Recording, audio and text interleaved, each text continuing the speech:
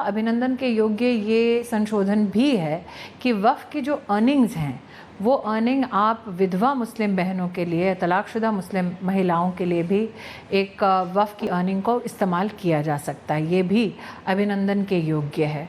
तीसरा, आज विपक्ष की ओर से मैंने कई चार्जेस सरकार के खिलाफ सुने। एक कि ये आर्टिकल 14 का कहीं ना कहीं हनन है।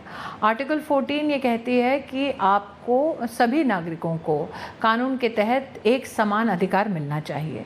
अब ऐश्वर्या जी, आप, मैं हिंदू हो, मुसलमान हो, पारसी हो, सिख हो या ईसाई हो, जैन हो या बौद्ध हो या किसी भी धर्म के हों, अगर हमें हमारी जायदाद की पुष्टि करनी है तो उस जायदाद की पुष्टि को सिर्फ और सिर्फ एक रेवेन्यू ऑफिसर कर सकता है। सर्वे कमीशन जायदाद की पुष्टि नहीं कर सकता, सर्वे कमिश्नर सर्वे कर सकता है। और आज सरकार ने जब ये संशोधन सदन में प्रस्तुत किया तो ये जो एक लंबे अंतराल से समाज के साथ, बोर्ड मेंबर्स के साथ, प्रदेश सरकारों के साथ भारत सरकार की चर्चाएं रहीं, उसका नतीजा है कि सबसे बड़ी चुनौती जो आती है वो ये है कि प्रॉपर्टी किसकी है, इसकी पुष्टि कैसे हो। तो ये पुष्टि सिर्फ रेवेन्यू ऑफिसर कर सकता है, जो आज प्रस्ताव सरकार ने सदन में रखा। दूसरा, और मैंने इससे पहले शायद शाजिया जी को बोलते सुना था कि एक बार ट्राइब्यूनल ने या बोर्ड ने कोई निर्णय ले लिया, इक्वालिटी अंडर लॉ, आर्टिकल 14 क्या कहता है, सभी हिंदुस्तानियों को एक समान अधिकार होना चाहिए। अगर कोई ट्राइब्यूनल एक हिंदू, ईसाई, पारसी के खिलाफ कोई भी निर्णय करता है तो क्या सभी धर्मों की आज़ादी है कि वो देश के न्यायालय में जाएं? बिल्कुल है। तो फिर क्यों ऐसा विपक्ष चाहती है कि मुसलमान के पास ही अधिकार ना हो, या वक्फ के संदर्भ में जो कार्य चल रहा है उसमें ही न्याय संगत आप न्यायालय तक नहीं जा सकते। और एक और अगर मैं इसमें विषय जोड़ूं, पिछली सरकार ने ये अपने एक प्रावधान में विशेष रूप से एक व्यवस्था बनाई वक्फ बाय यूज़र की। मतलब कोई भी किसी भी ज़मीन को, किसी भी जायदाद को डिक्लेयर कर सकता था वक्फ। अब अगर आपने इस्लाम धर्म पढ़ा है तो आप जानते हैं वक्फ वही होता है जो आपका है, जो आप अल्लाह को देते हैं जी।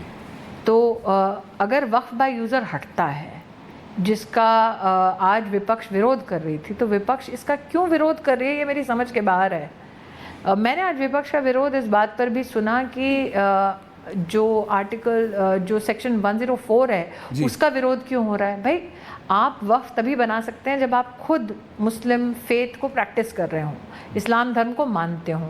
कांग्रेस ने ये प्रावधान लाकर रखा था कि अगर आप इस्लाम धर्म को मानते नहीं हैं तो भी आप वक्फ बना सकते हैं। तो ये कैसे संभव है? तो मुझे लगता है जो त्रुटियां रही हैं, जो विसंगतियां रही हैं, जो चुनौतियां रही हैं, उसका एक भरसक प्रयास सरकार द्वारा किया गया है कि सभी चुनौतियों का समाधान, सभी प्रश्नों का उत्तर इन संशोधनों के माध्यम से आए।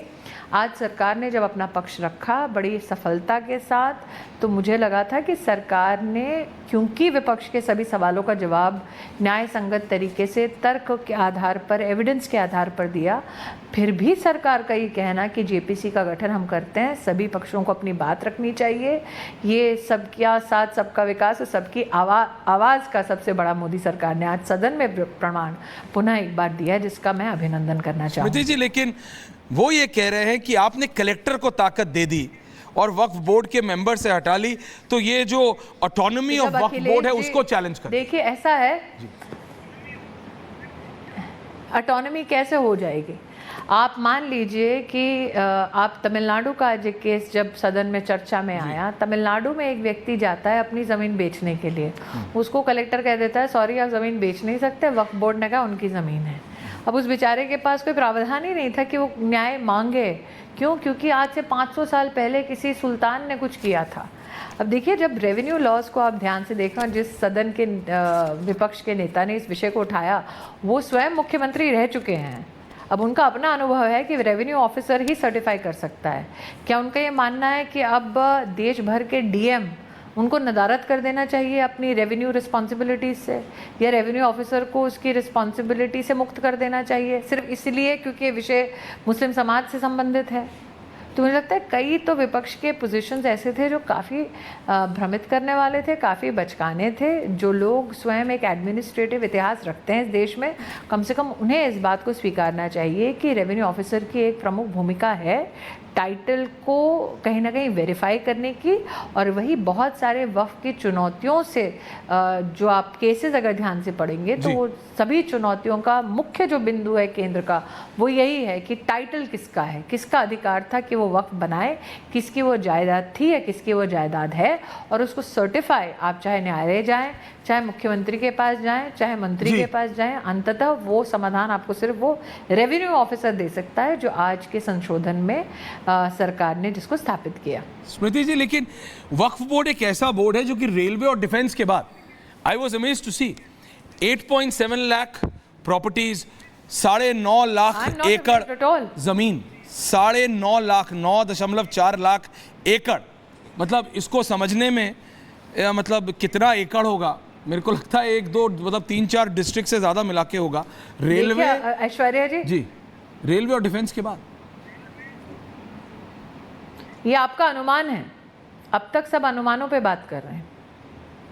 कुछ लोग कहते हैं 1,50,000 करोड़ की जायदादें हैं, संपत्ति है, कुछ कहते हैं 10 लाख एकड़ है, कुछ कहते हैं 6 लाख एकड़ है, कुछ कहते हैं 5 लाख एकड़ है, कुछ कहते हैं 8 लाख एकड़ है, आप 9 लाख एकड़ कह रहे हैं। विषय वो नहीं है, विषय ये है कि आइडेंटिफाइड लीगल फ्रेमवर्क में स्पष्ट शब्दों में विद एविडेंस विषय क्या है, और ये विषय तभी ट्रांसपेरेंटली जनता के सामने उजागर हो सकता है जब जिसकी वो ज़मीन है, कई बार तो वर्बल कहते थे हमने वक्फ बना दी, जी कागज़ का है उसका पता नहीं, हमने कह दिया तो हो गई।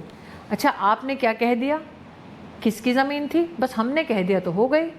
आज मैं दिल्ली में आपसे चर्चा कर रही हूँ, करोल बाग है, दरियागंज है, चांदनी चौक है, आप जाएं तो आपको पता चलेगा किसी ने घोषित कर दी जी है बोर्ड की, आप क्या करिएगा, क्योंकि पिछली सरकार के जो कानून के तहत आपके पास कोई कानूनी प्रावधान ही नहीं था। अब कई मुस्लिम परिवार ऐसे भी हैं जो कहते हैं साहब मेरी वक्फ है लेकिन बोर्ड रजिस्टर नहीं कर रही। अब चूंकि बोर्ड रजिस्टर नहीं कर रही तो बोर्ड की जब इच्छा होगी वो कहेगी आपकी ज़मीन है नहीं, हमारी है।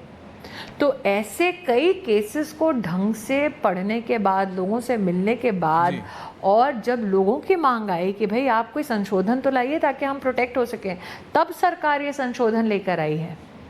कई ऐसे केस हुए हैं जिसमें लोगों ने कहा जी फला फला हमारे चचा जान ने वहाँ पे नमाज अता की थी इसलिए अब वो ज़मीन हमारी है। क्या ये संभव है?